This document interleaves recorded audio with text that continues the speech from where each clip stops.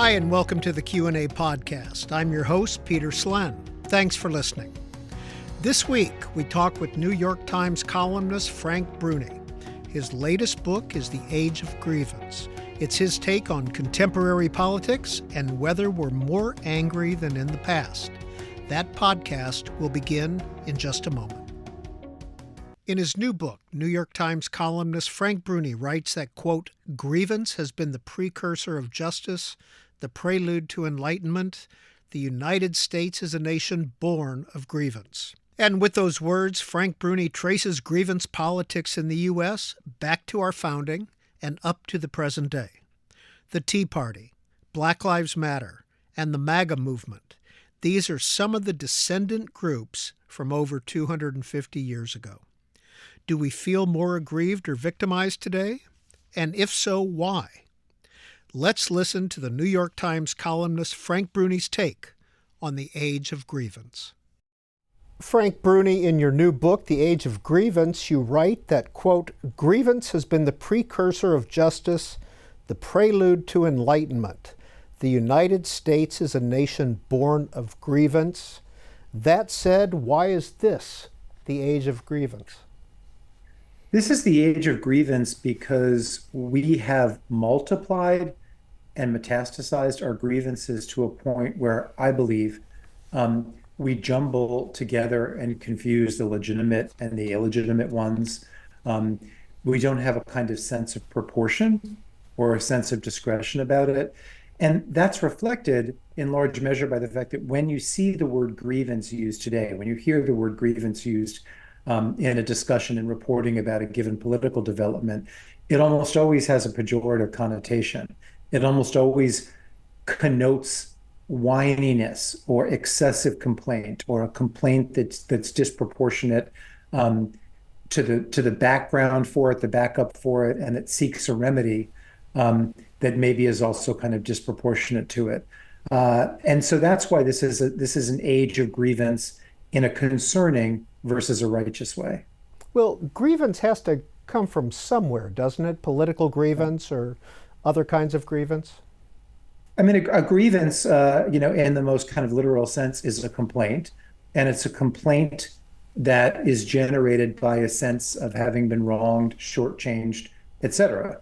And very often there's an extremely worthy and understandable prompt. But what I think is happening much too often these days is people are taking a legitimate complaint, a legitimate gripe, and they're upsizing it and extrapolating it to a point where it becomes something else entirely. So, I mean, for good example, if you live in an area of this country where you've seen factories close, where you've seen the manufacturing economy end, where you've seen drug abuse and overdose deaths go up, you can legitimately, and you should legitimately ask the question, does the rest of the country see me and the people around me and what we're going through? Does the government see us? And are they trying to help us? That's all legitimate.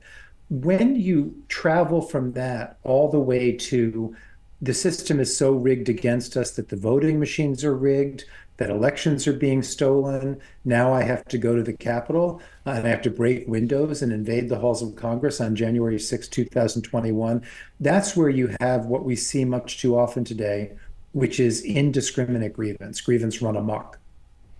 What is the historical arc of grievance in this country? And why has it gotten to the point it has today? I mean, why it has gotten to the point it has today is such a kind of complicated situation that's essentially what I spend all of the book examining and trying to come to answers about, trying to wrestle with. And I think I found some answers, but surely not all of them. But I think a number of things have happened. We can't talk about grievance today. We can't talk about grievance run amok without talking about social media and how its great promise of connectedness became a great curse of disconnectedness. We can't talk about grievance today without talking about the phenomenon of negative partisanship and how that has blossomed and intensified into something that in the book I call apocalyptic partisanship. We can't talk about it without talking about the failures of political leadership and a political climate right now in which as many candidates tell you not why you should vote for them, but why you should vote against their opponents and how they represent the sort of gauntlet or bulwark against total ruin.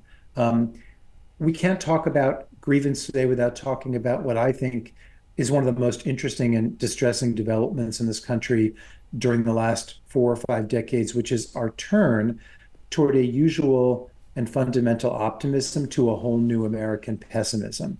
And we can talk more about that if you like, but it is a change. It is a kind of rupture in the American psyche that is filling people with anger, filling them with negativity, and driving Americans apart from one another. Well, Mr. Bruni, in your book, you cite three books in our history. I want to show those books and name them. Alan Bloom, Closing of the American Mind, which came out in 1987.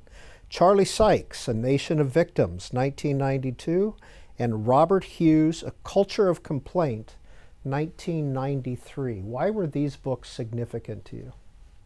I cite those three books. Well, I cite a lot of books in the Age of Grievance, probably like scores of them. I cite those three in talking about the fact that if you go back to the late 80s and the early 90s when those three were published, you saw a precursor and a sort of harbinger of our current culture wars.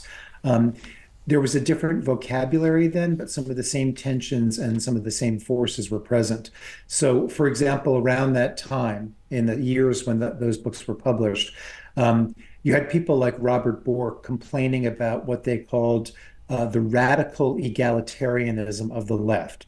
That's basically a lot more syllables for what today is called wokeness. And what you saw then was this sort of division, this tension between Americans who felt that there was this fetishization of victimization, that there was a concern with marginalized groups that went well beyond just concern into something much more, in Bork's words, radical.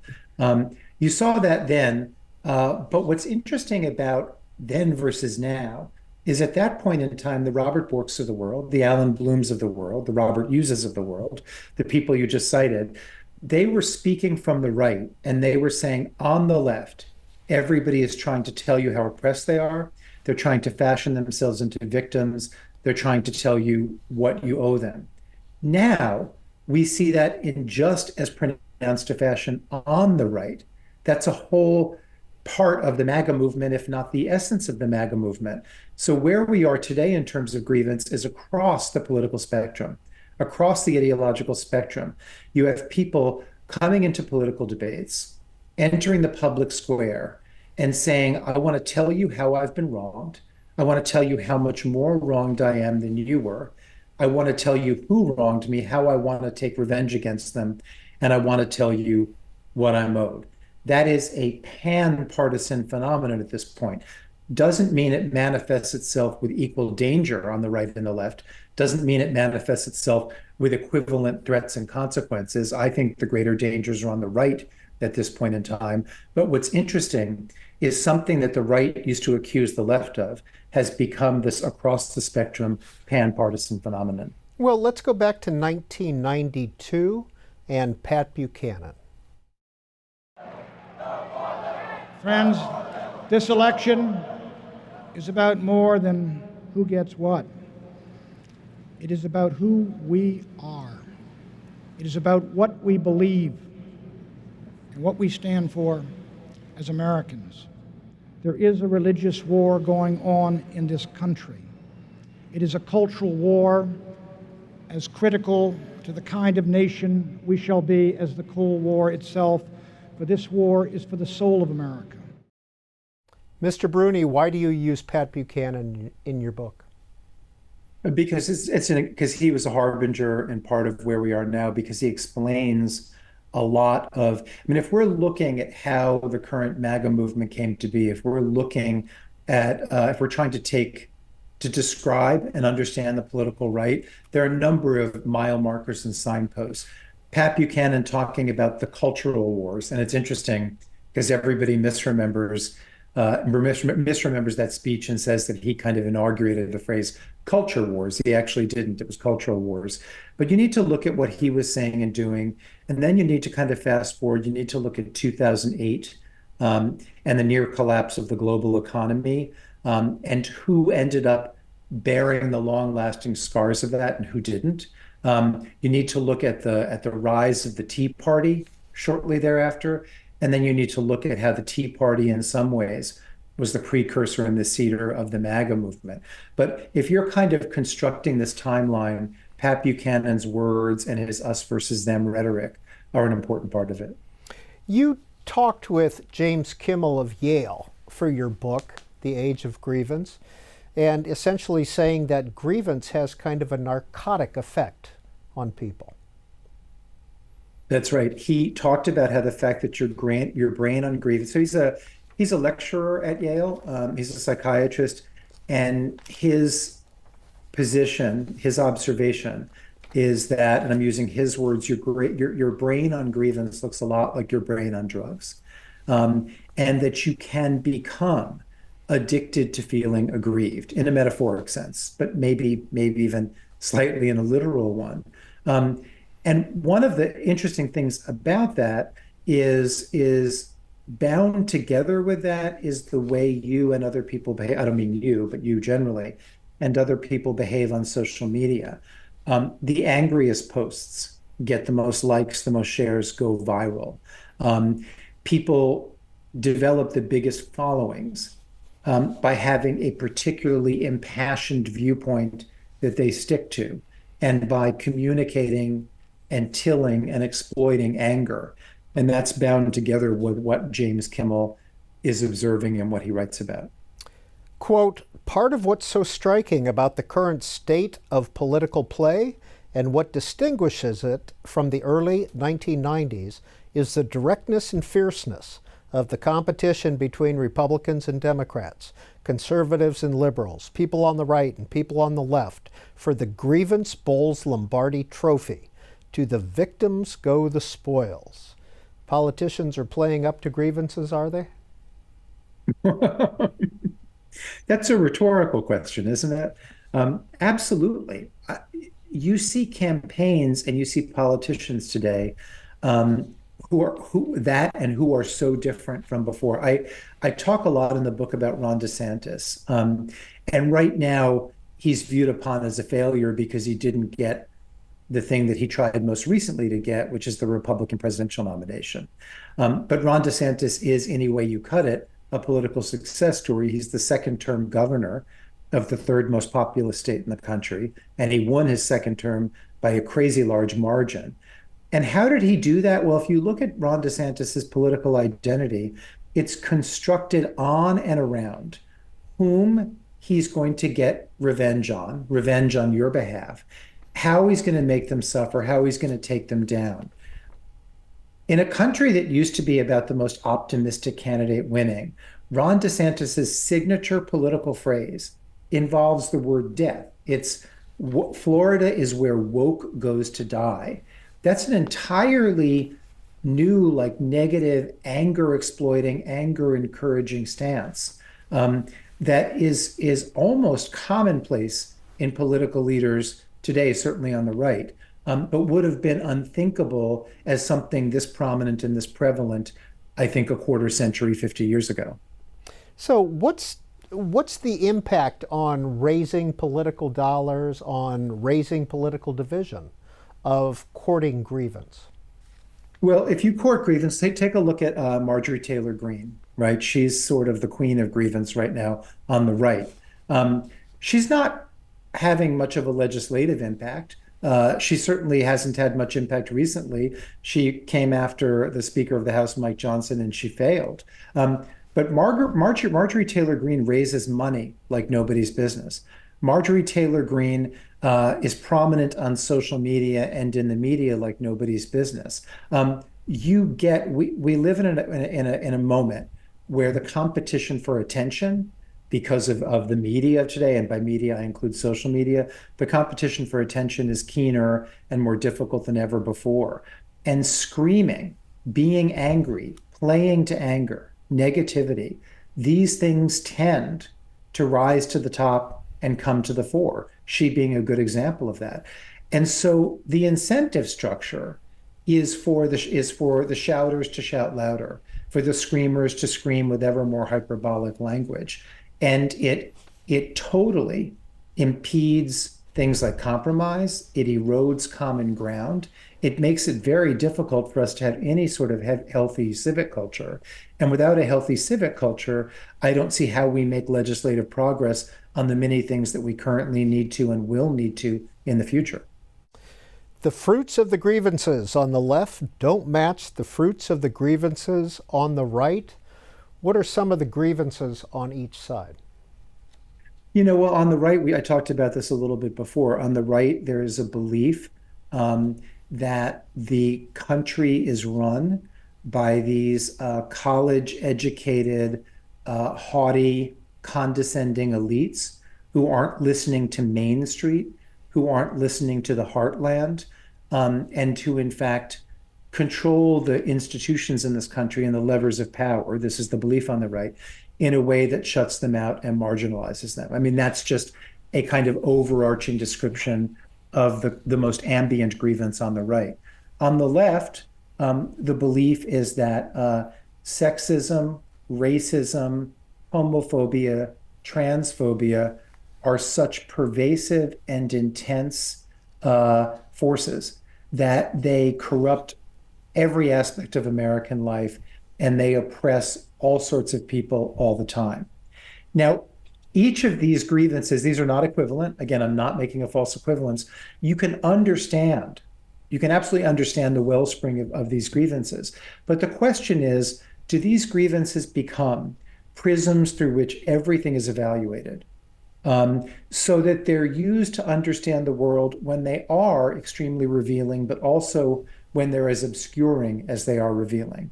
And if they're used all the time as prisms for and answers to everything, there's no way for people in different places to hear each other's voices or understand where they might have areas of agreement or to understand when they're being unreasonable. Frank Bruni, in this section of the book, you talk about the downfall of the Supreme Court's reputation. Why is that included here? Well, I use that as a precursor to talking about how the Supreme Court justices, who I think occupy, the most elevated positions in American life, the most august positions, they've got the ultimate job security, and on and on. I talk about how even some of them sing the song of grievance. Poor, poor, pitiful me, woe is me, you should feel sorry for me. And it is both perplexing and emblematic that among all people, that of all people, you would have Supreme Court justices saying, feel sorry for me. But it says so much about the currency of grievance. If you want people to pay attention to you in today's brutal attention economy, if you want to win political points, it is, for some reason, for reasons I go into at length in the book, a very powerful thing to say, I, like you, have been victimized, whether it's true or not. Two other examples you have in this section of the book include Brittany Griner and Jill Biden. How do you use them as examples of grievance? I do not use either Brittany Griner or Jill Biden as people saying they're aggrieved. I did not hear that from Brittany Griner. I use Brittany Griner for a very specific reason.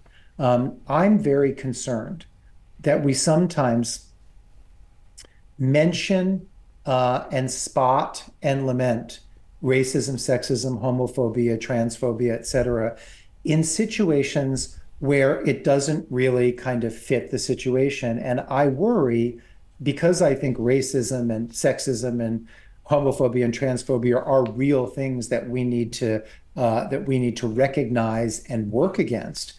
When they are brought up, when those flags are waved, when they are cited in situations where they're not operational, I think they erode the credibility of people who are fighting against them. And I think they invite people who don't want to hear about racism, sexism, et cetera. They invite those people to tune out and just say, oh, this is just kind of talked about all the time. In Brittany Griner's case, there was, if you looked at social media when she was horrifically and unjustly imprisoned in Russia, if you looked at some commentary on the left or on the on the liberal side of things, I actually saw people claiming that she was languishing in Russia, and not the recipient of much care by Americans and not the recipient of much attention by the Biden administration because she was a Black lesbian woman. Um, I don't think Brittany Griner was getting attention, because of those things. Like, I don't think those things were working in her favor. But I knew more about her as a political prisoner. You probably knew more about her as a political prisoner. Americans heard more about her as a political prisoner than most other political prisoners. We only learned, many of us, about Paul Whelan, who's still a political prisoner in Russia because of Brittany Griner. So I was making the point that for the people, for the grievance entrepreneurs of this world, to say, look, Brittany Griner, here's another example of sexism and racism and homophobia at work. That's ridiculous. She was getting attention from the Biden administration. She was known to most Americans. She deserved that attention because we needed to get her out of there, and thank God we did. But when you cry foul along certain lines in situations where that prism doesn't fit the circumstances, you degrade the overall cause, and the overall cause is too important to be degraded. Jill Biden. Jill Biden made some sloppy statements when it came to an event she did in San Antonio that was for Latino Americans. She made some sloppy statements in regard to the women's college basketball championship. And she was, she was savaged in some quarters for the sloppy language, and for supposedly kind of insulting these various people and causes. That insult there was no real insult there. In most of these situations, she was actually an ally. But again, we live in a society where there are some grievance entrepreneurs who take any opportunity to say, aha, see, here's society being just as bad as I tell you it is. And again, the problem with that is society has some really grave shortcomings and we have some real work to do. But when we vilify people in situations where they don't warrant it, and where we kind of declare 5-alarm fires, where, again, there's no reason to, we cheapen the important causes. And that's the context in which I mentioned Joe Biden. I'm going to read a tweet, Mr. Bruni, and I want you to tell me if you know who this is from. So disgusting to watch Twitter's so-called trending, where so many trends are about me and never a good one.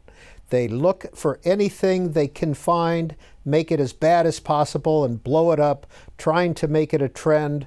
Really ridiculous, illegal, and of course, very unfair. That could be many people, but it sounds a lot like Donald Trump. Who is it? It was. I think Yeah. I think you refer to him in your book as maybe this was in my notes, but the king of grievance. I may well say that because he would deserve that crown. I refer to him as, I think, grudge made flesh and grievance become president. He has been an agent of this grievance explosion, but he's also a reflection of it. I mean, he's a fascinating character in that regard, and please do not misunderstand fascinating as a compliment. But we went from Ronald Reagan, morning in America, optimism incarnate, calling us, whether he always kind of lived up to this or not, kind of calling us to our better angels in many circumstances. We went from that to Donald Trump, who in 2015, 2016, en route to his victory in the Electoral College, who basically asked us to see him as a victim, who said to people, if you are feeling looked down on and victimized, well, that's me too. I represent you. So I'm connecting with your anger rather than your idealism.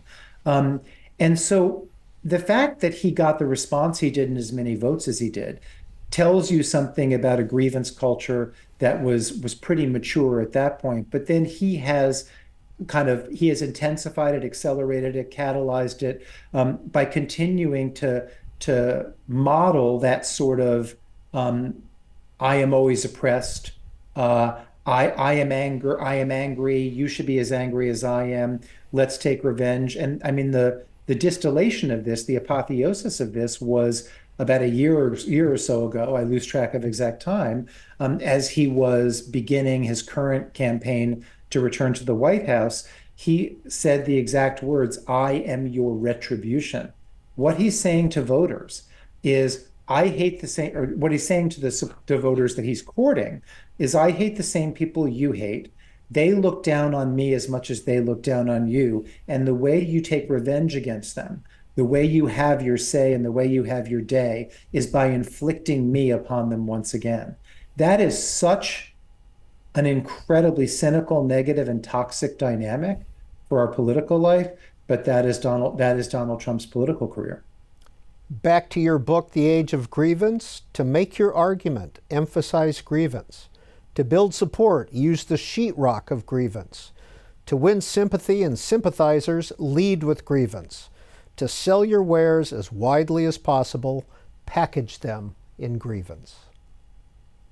We see person after person after person doing this. I talked about Ron DeSantis's political campaigns before. You see him doing it.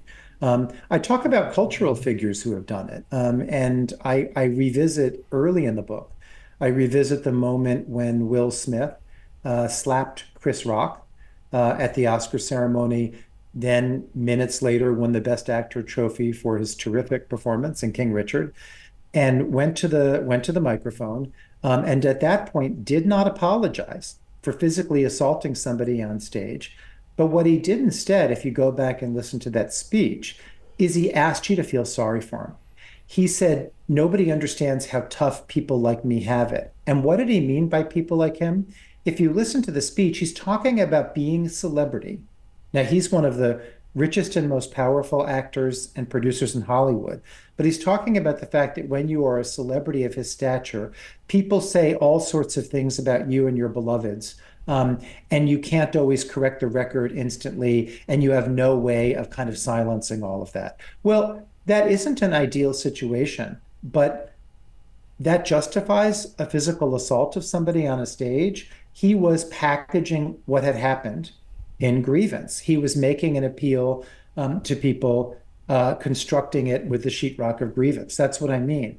There's this belief, there's this kind of notion in our, there's this thing you see operating in our culture, where if I can tell you that I'm more wronged than you realize, if I can tell you that I have it harder than you realize, I will be more appealing to you. And in some situations, that actually isn't so clangorous or weird. But when it's someone like Will Smith saying it to you, it's positively bizarre, and I think a symptom of a cultural disorientation malady. And you also use the example of Prince Harry and Meghan Markle. I do, yeah. I think that they lost a lot of people along the way, and invited a lot of criticism, rightly, because they mingled together things they had to talk about that were important. It was important that Meghan Markle and that Prince Harry called out the racism to which she was subjected by British society, by the British media, by even the royal family. That was important. But you also heard them talking about various other insults to their dignity, the smallness of the royal cottage, in general, just how kind of rough they had it. And this is royalty. These are people who were relocating to one of the poshest communities in the world, Montecito, California, who were getting multi-million-dollar media and book deals, and were often emphasizing just what horrible turns in life had come their way. I find that odd and clangorous, but I think that is emblematic of our age of grievance. You're quoting or paraphrasing Yuval Levin here, Mr. Bruni, when you write, "Congress is a place of theater, with a troupe of actors more interested in grievance than governance. A Congress dedicated to and distracted by grievance leaves an enormous power vacuum, which is filled imperfectly by the president through controversial executive orders and the courts through judicial activism, both mechanisms that exacerbate partisan warfare." Well, those mechanisms exacerbate partisan warfare because they don't seem to most people to be democratic. Um, uh, a reality kind of set in place by judicial activism, a reality set in place by an executive order that plays to many Americans like things that are working around the system rather than within the system. Those feed people's desire to believe, whether they're on the right or on the left, to believe in a kind of rigged system, to believe in minority rule, to believe that everything is out of whack. And as a result, their voices are not being heard, their needs are not being addressed. These sort of extra democratic things, I think, estrange people from the process. And as I said a moment ago, they feed their sense of being cheated, their sense of victimization. Which political figures are getting it right in your view? I'm fascinated in general and right now um, by those politicians who are governing, and I use that with a small g, but in some cases I am talking about governors, um, in situations where their party affiliation doesn't give them slam dunk popularity with their constituents. And so they have to bring an energy to and pay attention to consensus building and conciliation and compromise, which I don't think is a dirty word, and common ground in a way that other politicians don't. Right now, some terrific examples of that. Josh Shapiro in Pennsylvania, Andy Bashir in Kentucky. Those are both Democrats in red or purple states. Those are great examples. But if you just go back a couple years, you have Republicans who governed blue states who faced the same challenges and found the same kind of conciliatory, practical tone.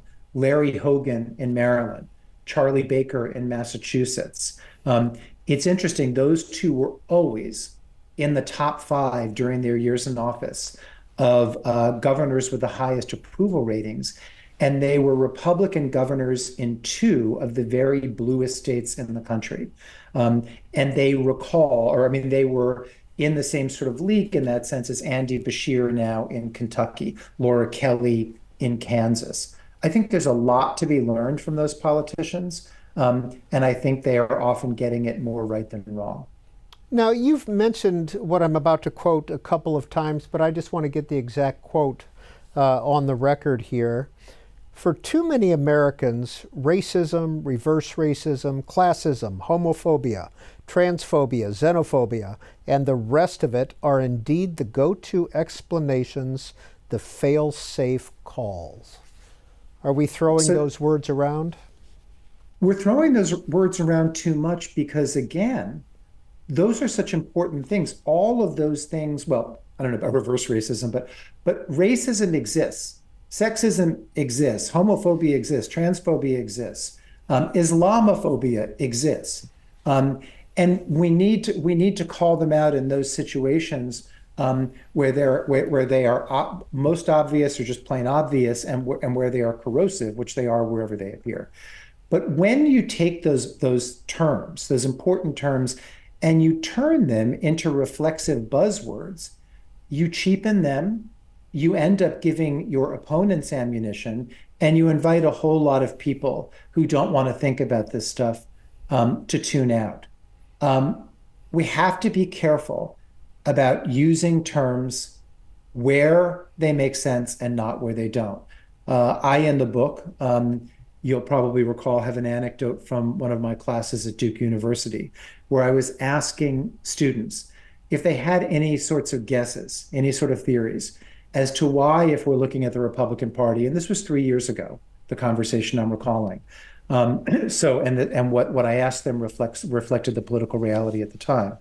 I said, how come it is that we haven't seen much change in the Republican Party in attitudes about abortion, but we've actually seen over the decades quite a lot of movement when it comes to gay rights and marriage equality? And one of the students raised her hand and she said, oh, I know why. That's because of white supremacy. And I said, white supremacy, explain your use of that term in this situation. And she said, well, Republicans are as adamantly opposed to abortion as ever because many more white women than women of color get abortions. and they're worried about the dilution of the white race. And so they oppose abortion. And I said to her, would it surprise you if I told you that you have it exactly backward? And it's well documented that Black women are many times more likely, per capita or whatever the right phrase is, to have abortions than white women. So you have, and she was gobsmacked because something had happened in her life, in the conversations among her peer group, in her education, where she thought white supremacy was a sophisticated and a correct answer to just about anything. But it's not. And that's the kind of thing I'm talking about in the book, about uh, an era in our politics and a facet of our of our discourse right now, where people just go to these very easy catch-all terms. They go to the same ideological place, regardless of circumstances, and that's their answer for everything. And when that diverges from the truth, it's a big problem. Frank Bruni, have you seen an arc of changing thinking in your students at Duke? In my own students, I Yes. don't know. I mean, it's hard to it's hard to answer. I like to hope I'm having a positive impact on them, but that, of course, uh, is a subjective viewpoint based on my values. I've only taught at Duke for 3 years, so I can't like look at this generation of students, or I can't look at my students and say, based on a prior generation to this generation, or 10 years versus now, I can't say anything. Here's what I can say. Um, I encourage the students in my classes to be receptive to a great diversity of thought. I encourage those students whose viewpoints maybe don't align with the most popular or the most prevalent viewpoints among their generation. I encourage them to speak their mind, and I encourage the other students to be respectful of them. I ask my students, I invite my students to kind of color outside the lines of their previous assumptions, to kind of toy with new ideas, new political viewpoints, just to consider them fully. And I have found that my students are extremely receptive to that. We have very interesting, broad-ranging discussions that aren't all along one ideological tract. And my students do not fit the caricature that many people on the right wing have of students at elite universities. They are not a unified band of woke social justice warriors. They are much more complicated and complex than that, as life usually is. And a big part of our current media coverage that's a problem, big part of our current cultural conversations, political debates, is that they exist in caricature, and they're extraordinarily reductive. Frank Bruni, there was an example at the Duke 2024 graduation of grievance politics on display, wasn't there? Well, according to what I've read and what I've heard from colleagues, about 30 students walked out before Jerry Seinfeld's commencement speech because of his support for Israel. Listen, that's a legitimate action to take. That's a legitimate protest. What concerns me, and where that fits into the grievance culture and the age of grievance as I write about them and as I rue them, is it seemed to a lot of people from the media's attention to this that this was a kind of massive disruption, that it was a huge walkout, that it lasted a whole long while. I was communicating with faculty members who were there. I've heard from others who were there. This was a relatively small group of people, and it was a very short-lived disruption. And when we make those things sound and seem so much bigger than they are, we're sowing the seeds of division in a way that is destructive and that we shouldn't. Some of this is about some of this is about the news value, the click value of celebrities. If 30 students had briefly walked out on somebody, a commencement speaker who'd been supportive of Israel, but whose name was not Jerry Seinfeld and whose fame wasn't at the level of Jerry Seinfeld's, we may have read less about it. But we really need to be careful, those of us in the media, in giving coverage to everything, not just these student protests, but everything that's kind of proportional and appropriate, and doesn't communicate and project a level of divisiveness beyond what exists, because that can become a self-fulfilling prophecy. How often does your New York Times column appear these days? About once a week. I write a newsletter for the Times, and the lead item in that newsletter also um, either goes up online or in print or both as a sort of column.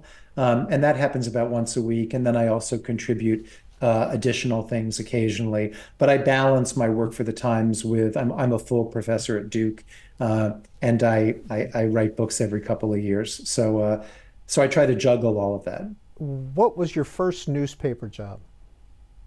My first newspaper job, well, if we're counting internships, I interned twice when I was in college with Newsweek magazine, which was then a robust publication, in a kind of constant three-way war with Time and U.S. News and World Report. Um, now, I mean, Newsweek hardly exists as it did. U.S. News and World Report is essentially a ranking agency, not a full-scale publication anymore. And Time, while still publishing a lot of important journalism, they recently had a very interesting and important interview with Donald Trump. Time is also a slender echo of what it once was. So Newsweek for 2 summers in a row, that was my first real journalism job. How long have you been with the Times? I've been with the Times, I think it's coming up on 30 years. I'm old. Frank Bruni, did you ever write about or have thoughts about what happened to Senator Tom Cotton when he published an op-ed in the New York Times? I did not write about that, and I don't think I've ever spoken publicly about it or tweeted about it. Um, I have kept it a remove from that. Where were you raised? I grew up for the first 12 years of my life in White Plains, New York. And then my middle school and high school years, my family lived in a suburb of Hartford, Connecticut. And what did your parents do? My dad was an accountant who became a senior partner with Deloitte, with what is now known as Deloitte and Touche, but it had many different names as it evolved over the years when he was working for it. My mother had worked as a dental hygienist for a while, and then once she had several of the four of us stopped working outside the home. Well, Mr. Bruni, in those 30 or so years that you've been working in the media, how do you think it's changed? The internet has changed everything. I mean, the short, long, and medium length answer to that is the internet. When I began working at the Times, let's just use the Times as an example, things weren't going up online. And one interesting thing is if the Times wanted to know what its readers wanted and were doing, it had to do what now seem to be very old-fashioned things and use kind of blunt measurements. You would have to do a reader survey. You would have to convene a focus group. I mean, these are blunt tools with imperfect returns because you're dependent on what people say they're doing rather than what they're doing. Now, because most of our consumers are online, and because of the tools of digital life and all of that, we know exactly how many people click on a given story. We know on average how much time they spent with that story. We know whether they came to it from a mobile device, whether they were led to it from a Google search, all sorts of stuff like that. So there is a kind of knowledge that publications and, for that matter, television programs have of their audience that never existed before. And that has changed journalism because invariably journalistic enterprises are commercial ones. They often make decisions divorced from commerce. They try to mix the high-minded with what they need to do to stay in business. But they are going to be reflective and responsive of what their audience is doing. So this isn't something that gets said very often, but it's a very interesting and I think true thing, which is you are getting from a given publication something closer to the news you're asking for than ever before, because it's seeing what you're doing and it is evolving with and responding to what you're doing. After Donald Trump won in 2016, if I were making a public appearance on behalf of a book, or if I were just doing a Q&A for some other reason, I often got asked by people, why did you all, meaning the Times, meaning other publications, write so much about Donald Trump? And I would always say, I said, I'll talk about that, but let me turn that around. why did you read so much about Donald Trump? And my point was, if they had all been clicking with the same consistency and promptness and glee on articles, columns, et cetera, about John Kasich or about another Republican candidate, they would have, in short order, probably have seen a lot more about John Kasich or another candidate. There's a symbiosis now, and I think news consumers have an opportunity to shape the news they get that they never had before. And I don't think they know it. And I'd like to see them take some responsibility for that as we in the media continue to wrestle with and try to take responsibility for our own shortcomings. Is that what you mean when you talk about a polluted media ecosystem? Well, the biggest pollution, no, what I'm only, I mean, it's part of it, but the main component of a polluted media ecosystem is the fact that there are so many actors now.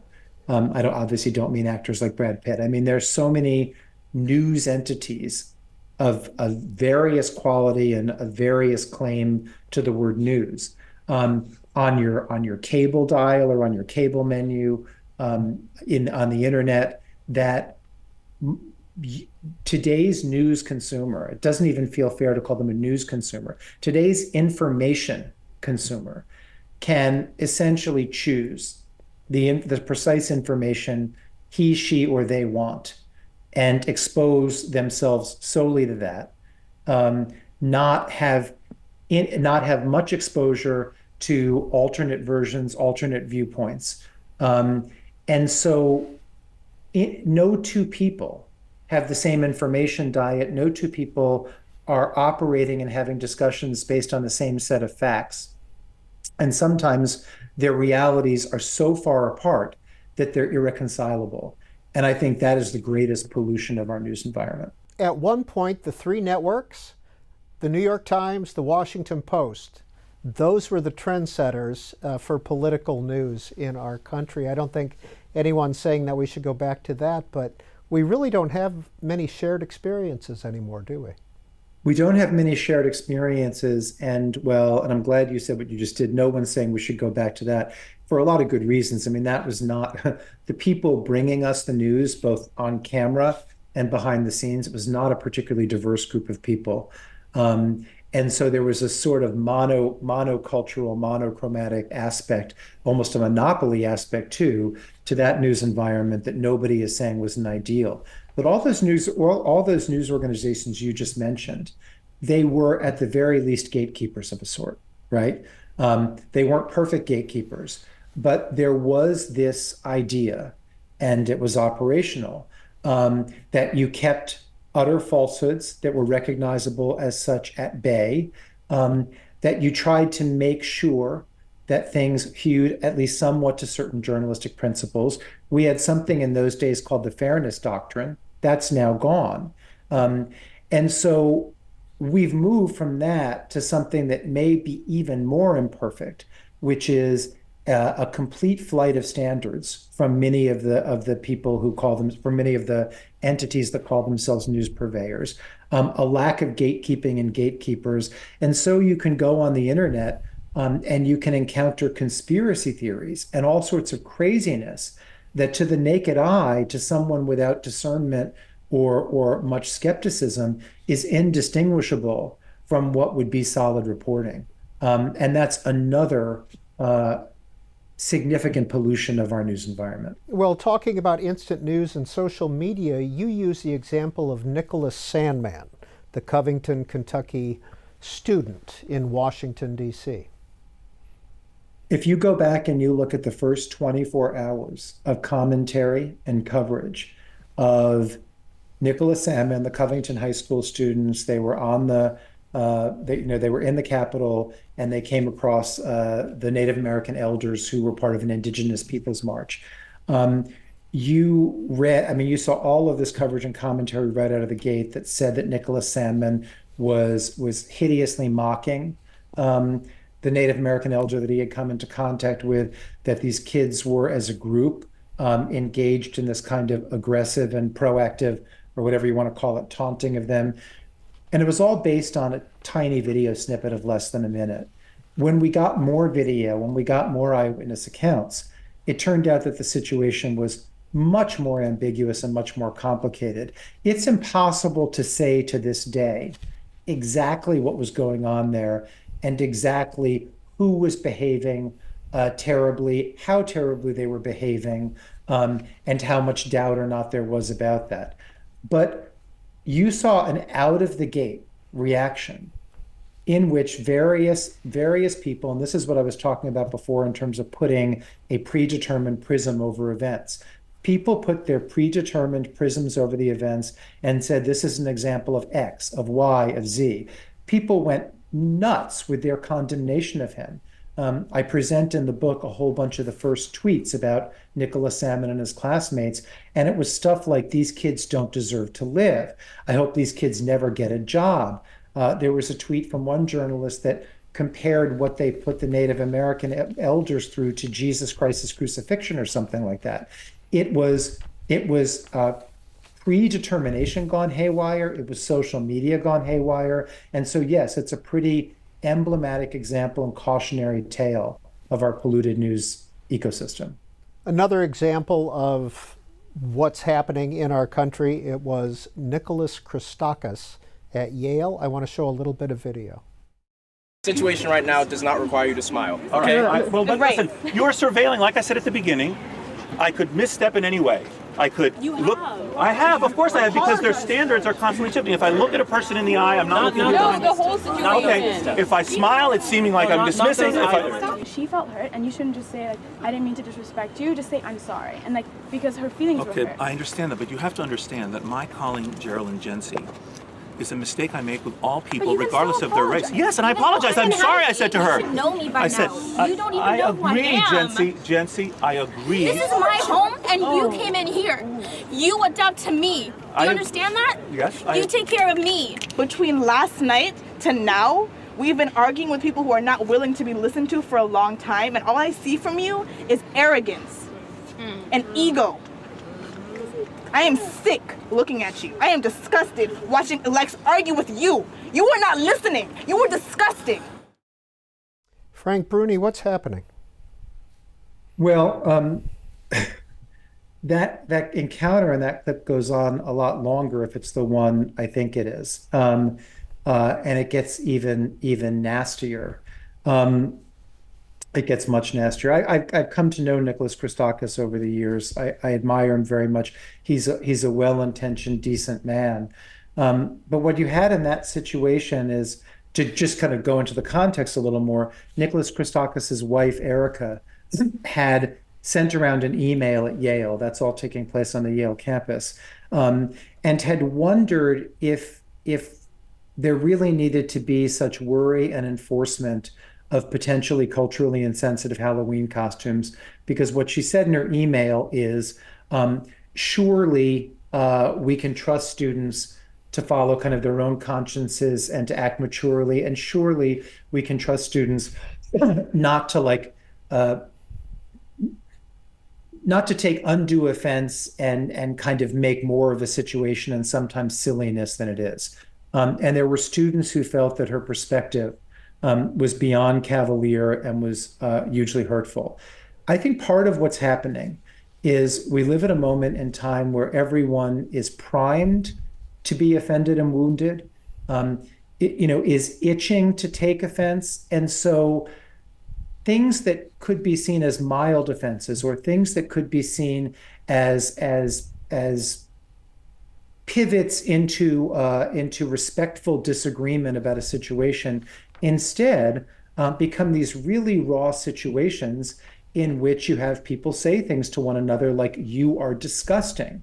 I mean, that's taking a disagreement to a place, to an emotional place that it doesn't need to go. But again, I think that is a reflection of what happens beyond the Yale campus, in all corners of our society, at a moment in time when people seem to feel like the way to win an argument, the way to have the final word, is to be the most hurt and to communicate that with the most pointed, acerbic, hyperbolic language.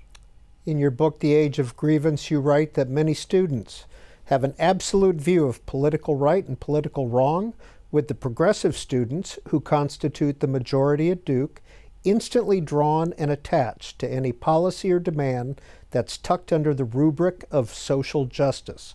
They're on patrol for white supremacy and transphobia in particular, and when they detect it, they demonstrate less interest in analyzing and understanding what they're seeing than in eradicating it. Many, but not most. We talked a bit ago about the student in my class who had said that white supremacy was why most Republicans opposed abortion rights.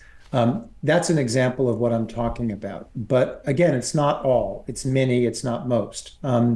There is a temptation for a kind of one-size-fits-all interpretation of the world, and that interpretation of the world is one that kind of often, with many students, fits that social justice warrior model. I want students to be impassioned, by which I mean I want them to be, I shouldn't use the word impassioned, I want them to be engaged. I want them to care. I want them to stand up for and speak up for the principles they hold dear, and for what they believe are matters of right and wrong, and for what they believe is necessary social change. But I just want that, whether it's students or whether it's everyone else, and I spend most of the book talking about everyone else, I want that to be done with a measure of humility, with the sense that I don't always, I personally, and you and everyone else don't always understand everything fully, not in real time and not even later on. I'm certainly not always right. I'm not the only one whose viewpoint deserves oxygen and exposure. I don't have claim to any greater share of the public square than anyone else. And that's the message I'm trying to get across in the book. And that's my message to students. Feel things strongly, speak of them with conviction, but yield the stage to people who have other viewpoints, and don't live in this binary of utter good and utter evil. Life is much more complicated than that, and many things exist in shades of gray. And our final quote from the book: I think and certainly hope that I'm being a tad dramatic, but our divisions have grown so wide and our grievances so florid that over the recent years, the prospect of the unraveling and disintegration of the United States has become a topic of regular discussion by rational scholars. It has migrated from fiction to nonfiction. Yeah, look at the titles, and I go through some of them in the book. We have How Democracies Die. We have How Civil Wars Start. These are bestsellers. These are bestsellers that have also kind of captivated the imagination of many people in the commentariat. We have The Next Civil War, Twilight of Democracy. I think, isn't that the Anne Applebaum title? These books exist as a Divided We Fall by David French. There's a reason so many very smart people are writing about this, because they're recognizing the fragility of our democracy. We haven't been around as a country so very long that we can say this thing is durable and is safe from threat. And I hear that said sometimes because I think it's hard to believe the opposite. But when you look at January 6, 2021, maybe not a huge group of people, but a hell of a lot of Americans to this day support what they did or are calling for their release from prison. When you look at surveys about how many people think political violence is justified or expect it after the next election, regardless of the result, you are forced to conclude that we are in a perilous place. And I think part of surviving this juncture is not ignoring how much we're tearing one another apart, how much we're being torn apart, and asking the questions that I hope I ask in the book. How do we do it differently? How can we be better? How can we protect this country of ours, which for all its flaws, I think most of us can and should agree, is a blessed and worthy place. The American experiment matters, and let's treat that with the respect and the care that it calls for and deserves. New York Times columnist, Duke University professor in public policy, author of this book, The Age of Grievance, Frank Bruni has been our guest, and we appreciate your spending an hour with us. I appreciate getting the time. Thank you very much. And thanks for joining us for this C-SPAN podcast. Next week, it's a conversation with author David Charter on his book, Royal Alliance. It's about the so-called special relationship between the UK and the US and the reign of Queen Elizabeth II during the last 14 presidents.